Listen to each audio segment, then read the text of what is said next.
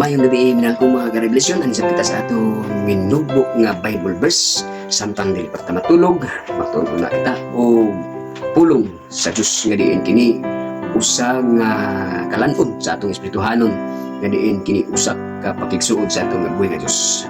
Ang atong topiko karon mga karevelasyon, unsay trabaho kaniadto nila Adan ug ni Eva dito sa tanaman sa Eden. Naganaw na ba kita? Basin si Adan ug si Eva nananom or si Adan ug si Eva nagdaro nini higayon na o unsa ka ang ilang trabaho.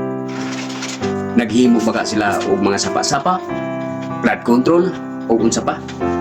Pero atong pasultihon kung unsay trabaho nila Adan ug ni Eva dito sa Garden of Eden. Okay, atong basahon dinhi sa Genesis 2:15 ngayon diri.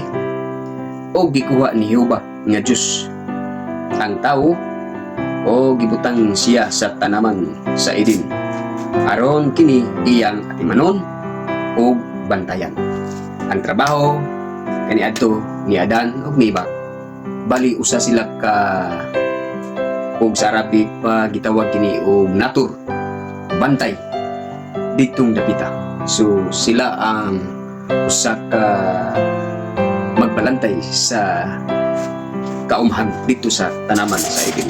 So mga karabisyon, ang trabaho nila dili sila magbungkal kundi magbantay og ilang atimanon ang garden sa Eden.